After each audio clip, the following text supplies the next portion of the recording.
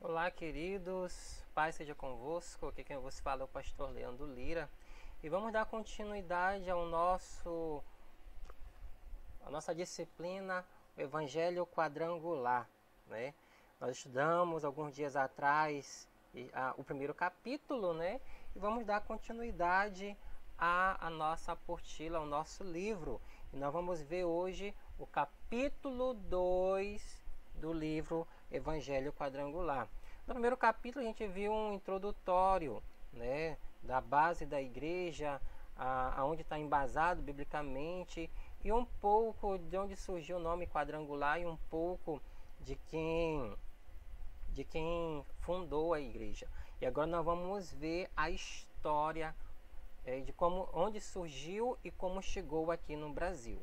Então, abra o livro de vocês no capítulo 2 e vai grifando as partes que eu irei explicar para vocês no decorrer deste vídeo, ok? Capítulo 2, a história da igreja do Evangelho Quadrangular. Introdução. Muitas igrejas foram fundadas pelo mundo sob diversos nomes e inúmeros conceitos teológicos e doutrinários. Desde a sua fundação, a Igreja do Evangelho Quadrangular tem alcançado milhares de vidas para Cristo. Vamos conhecer um pouco mais da nossa história e como a igreja chegou ao mundo e ao nosso país. Vamos ver? Aimee Semple McPherson, a fundadora.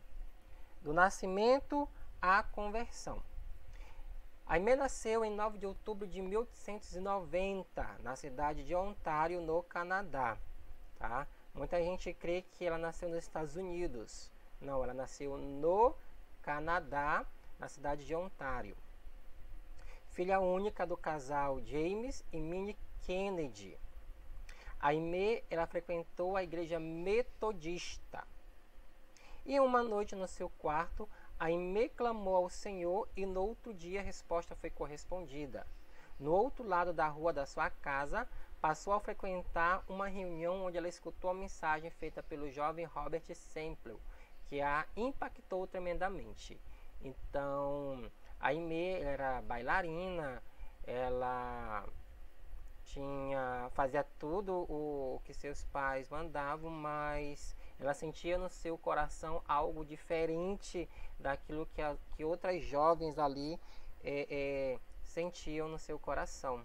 Então, depois de uma mensagem escutada ali e passada pelo Robert Semple, ela começou então a mudar um pouco os rumos da sua história e de sua vida, ok? O chamado. A semana que se seguia logo após a sua conversão foi de uma grande euforia, mas ela começou a sentir que faltava algo, ou seja, tinha que fazer muito mais, né? Não somente ter aceito Cristo ali, mas que tinha que crescer mais ainda com aquilo ali. E ela percebeu que necessitava levar a outros o que ela mesma alcançara. Viu que maravilhoso, né? Além dela receber a mensagem para si, ela tinha que transmitir aquilo que recebera, porque ela não queria ficar somente com ela, a mensagem que ela tinha recebido em seu coração. Do casamento ao início do seu ministério. Aimee Kennedy casou-se com Robert Semple em 22 de agosto de 1908 e juntos começaram um ministério de evangelização. Logo após o seu casamento, Aimee e Robert se mudam para a China e chegando lá eles são cometidos por uma malária e Robert ele vem a óbito. Naquela época não existia vacina para malária, né? Então foi difícil uma cura para o senhor Robert. Com a morte de Robert e sozinha com a filha recém-nascida, Roberta, Aimee retorna para os Estados Unidos. E chegando nos Estados Unidos, Aimee casa-se com Harold Stewart McPherson e desse casamento nasce seu filho, o Rolf Kennedy McPherson. Viu? Então aqui já tem uma nova e continuidade da história de Aimee na evangelização e o início do seu ministério. Campanhas e viagens. Aimee retornou seu ministério e realizou inúmeras campanhas na América e em outras partes do mundo. As viagens transcontinentais em 1918, e ela usava seu carro, o qual era pintado com letras douradas. Ministério Internacional este iniciou-se em 1922 em uma campanha pela Austrália, seguida de outras várias nações. Um pouquinho atrás, como foi falado aqui, ela usava um carro, né? A Aimee sabia dirigir, né? E até hoje esse carro existe e está bem guardado e conservado no acervo de história de ministério de Aimee Semple McPherson, viu? A visão de Ezequiel. Ela pregava como era seu costume em uma tenda de lona, que comportava cerca de 8.000 pessoas. O número de assistentes era bem maior, pois uma multidão assistia de fora. E ela viu a necessidade, se é preciso cura, você anda na direção do rosto do boi, que simboliza o ministério da cura divina. Se é preciso salvação, você anda na direção do rosto do homem. E interessante que a primeira lona que ela comprou, a tenda de lona, a pessoa que vendeu usou de má fé a venda, né? Quando a Aimee abriu para poder instalar a lona no local onde ia começar ali as pregações, as reuniões, a lona estava toda rasgada, toda furada.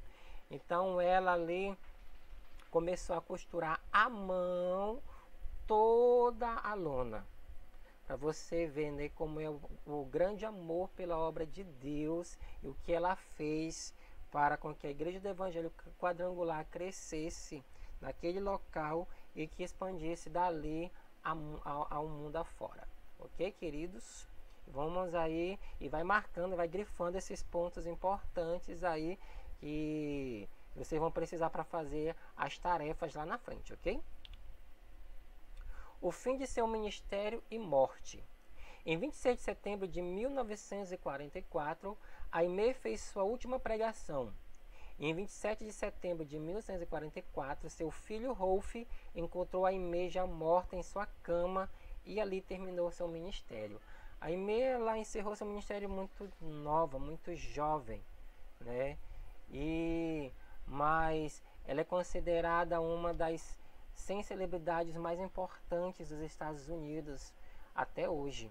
E uma coisa muito que ela enfatizava nas suas reuniões é que se ela fosse homem, ela tinha feito muito mais do que fez como mulher, né? Mas a gente vê que ela fez muito, né? Mas para ela ainda foi pouco ao que ela sonhou para a obra do Senhor. Ok, queridos? A igreja nos Estados Unidos, né? Você pode ver que a maioria das igrejas evangélicas no mundo começou nos Estados Unidos e a maioria das sedes internacionais estão nos Estados Unidos, né?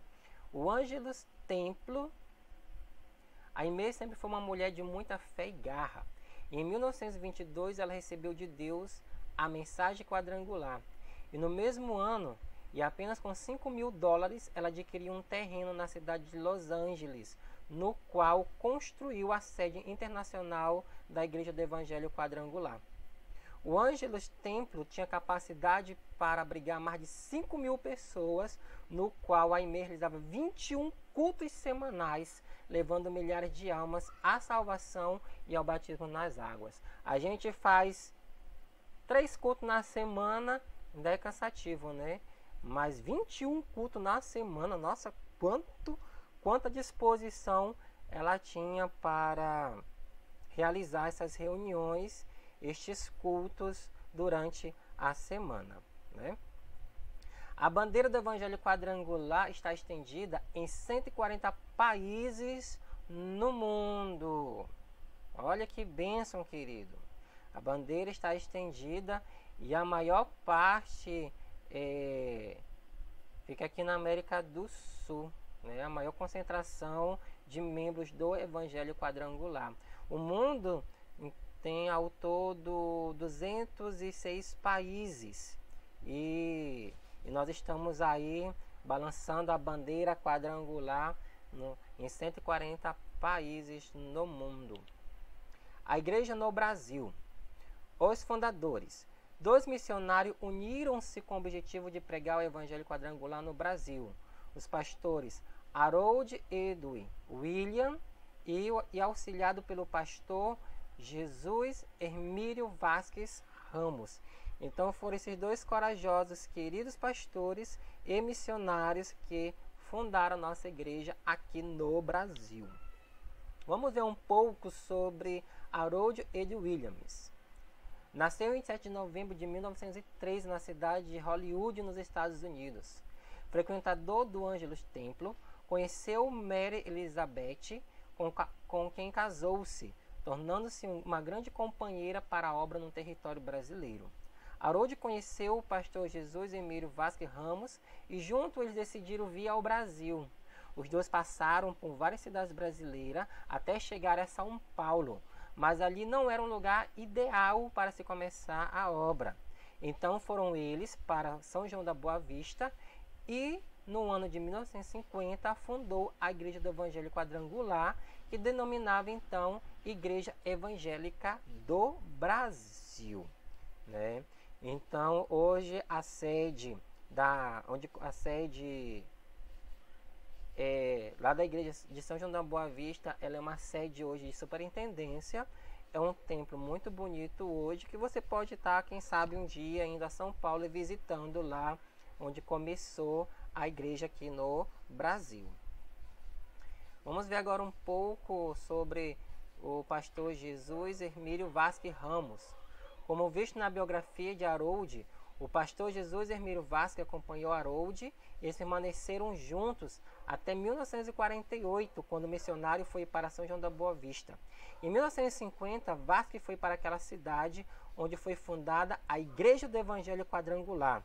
Após a ida de Harold Williams para São Paulo em 1953, a fim de realizar campanhas evangelísticas, o pastor Hermílio ficou responsável pela igreja então em São João da Boa Vista. Que responsabilidade, né?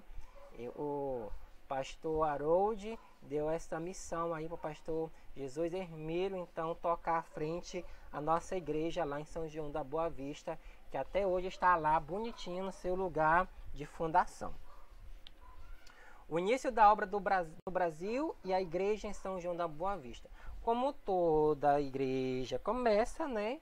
Também a igreja lá começou em uma tenda. Assim como a IME também começou a igreja nos Estados Unidos, aqui no Brasil também não foi diferente.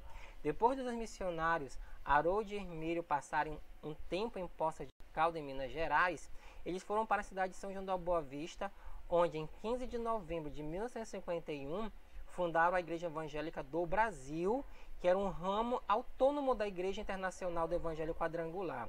O nome atual, Igreja do Evangelho Quadrangular, passou a ser usado em janeiro de 1958, após decisão tomada na Convenção Nacional, realizada pouco antes de começar então ali a obra em São João da Boa Vista.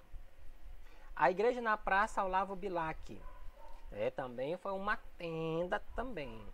Depois dos missionários Harold e Hermílio passarem um tempo em Poços de Caldas, em Minas Gerais, eles foram para a cidade de São João da Boa Vista, onde em 15 de novembro começaram então ali a igreja também, né? E eles começaram então ali a primeira cruzada evangelística, né? Que até hoje nós trabalhamos com isso, né? E é um projeto que não tem fim, que não acaba. Então, por intermédio desses 2 bravos homens, hoje nós temos a Igreja do Evangelho Quadrangular aqui no Brasil. E em todas as 27 federações, estados, cidades e municípios, nós temos uma Igreja do Evangelho Quadrangular próximo da gente. A obra missionária da IEQ do Brasil e no mundo. A Igreja do Evangelho Quadrangular é essencialmente missionária. Desde a IME, a pregação da palavra do Senhor a povos não alcançados tem sido prioritário no coração dos homens e mulheres de Deus em todo o mundo. No Brasil, isso não foi e nem é diferente. A SGM, que é a Secretaria-Geral de Missões, tem enviado e cuidado de muitos missionários dentro do país e para outras nações. É por isso que todo terceiro domingo do mês nós realizamos o culto de missões e toda a oferta é destinada para os nossos missionários, tanto no Brasil como no mundo afora. Então esse foi um pouco do nosso segundo capítulo de Evangelho Quadrangular. E fica atento às demais aulas aí, que logo vou estar passando as tarefas de vocês, ok, queridos? Tchau, paz a todos e até a próxima aula.